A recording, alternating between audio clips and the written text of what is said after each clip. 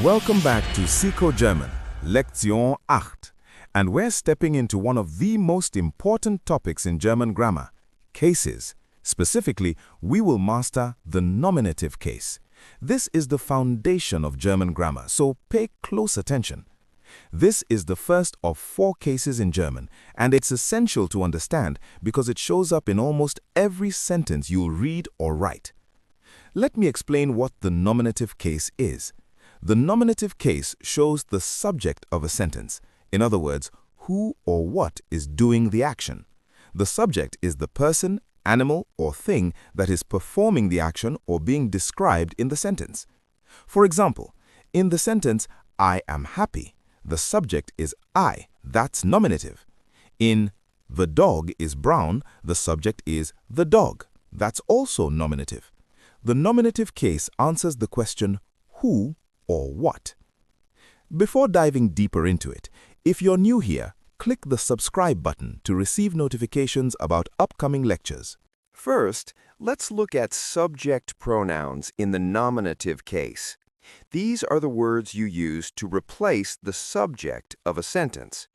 In singular form, we have ich, which means I, sie, which means you in formal situations, du, which means you in informal situations, which means he, sie, which means she, and es, which means it. In plural form, we have wir, which means we, sie, which means you, formal, can be singular or plural, ihr, which means you all in informal situations, and sie, which means they, formal. Notice the word sie appears 3 times. When it's capitalized, it's formal, whether singular or plural. The lowercase z means she or they, depending on context.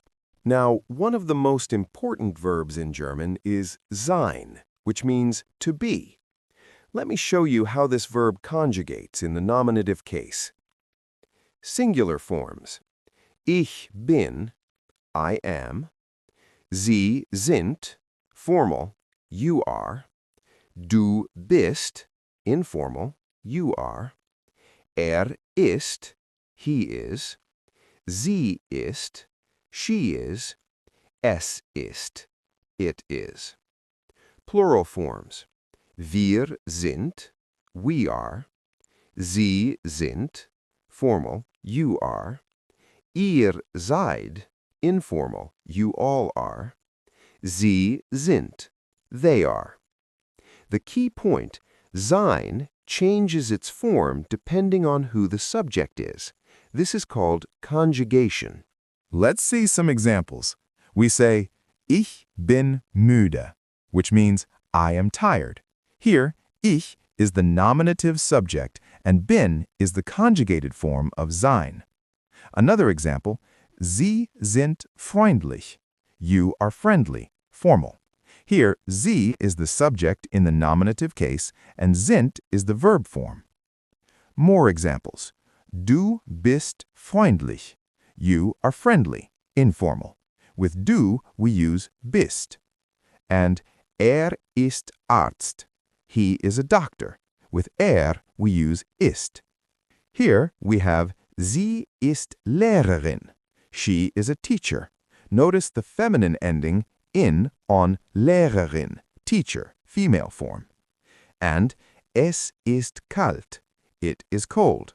With es, we use ist. This is often used for describing weather or conditions. More plural examples. Wir sind glücklich. We are happy. With wir, we use sind. And ihr seid laut. You all are loud, informal plural. With ihr, we use seid. This is the informal plural of you. And finally, sie sind müde. They are tired. With sie, we use sind. Remember, sie is capitalized when it is at the start of the sentence. Beyond sein, there are other important verbs that work with the nominative case. 2 key ones are werden and bleiben. Werden means to become. This is used when something changes or transforms. Bleiben means to stay or to remain. This is used when something stays the same or in a certain state. These verbs follow similar conjugation patterns to sein, and they also take a nominative subject. Here are examples. Wird Lehrer. He becomes a teacher. The subject is nominative, and wird is the conjugated form of werden.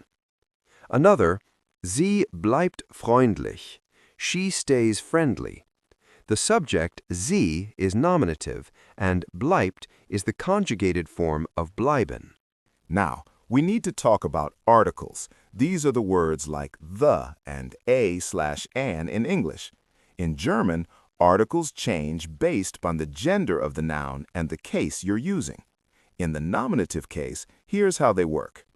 The definite articles, meaning the in the nominative case, are der, used with masculine nouns, die, used with feminine nouns, das, used with neuter nouns, die, also used with plural nouns, all genders. Notice, for the plural, die is used for all genders, so you need to know the singular gender of a noun to remember which article to use. Here's an example. Der Mann ist nett. The man is nice. Mann is masculine, so we use der. The whole noun phrase, der Mann, is the nominative subject. Another, die Frau ist klug. The woman is smart. Frau is feminine, so we use die. Here we have das Kind ist süß. The child is cute. Kind is neuter, so we use das. And die Kinder sind laut. The children are loud. This is plural, so we use die regardless of whether Kinder were masculine, feminine, or neuter. In plural, it's always die. The indefinite articles, meaning a or an in the nominative case, are ein, used with masculine nouns, eine, used with feminine nouns, ein, also used with neuter nouns. No indefinite article in plural. German just uses the noun alone or with other words. Notice, masculine and neuter use the same form, ein, while feminine uses eine. For example, ein Mann ist nett. A man is nice, masculine, so we use ein. And eine Frau ist klug. A woman is smart, feminine, so we use eine. Here, ein Kind ist süß. A child is cute, neuter, so we use ein. Now it's time for exercise. I'm going to show 5 sentences. Pause the video and try to answer it using the given hint. Now let's check the answer. How many you got right?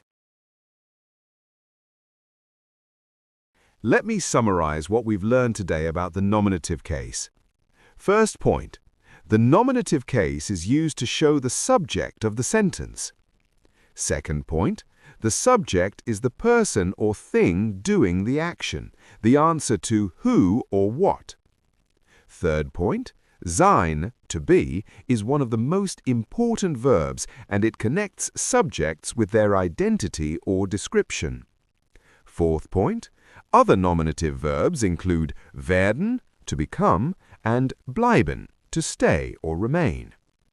Fifth point, articles like der, die, das, definite, and ein, eine, ein, indefinite, change based on the gender of the noun in nominative case. The key takeaway, whenever you're identifying the subject, the person or thing doing the action, you're working with the nominative case. Excellent work! You now understand the nominative case, one of the 4 pillars of German grammar. This is a huge accomplishment because the nominative case appears in nearly every sentence. You're building a strong foundation for German grammar. Keep learning with Sikho German. The nominative case is just the beginning.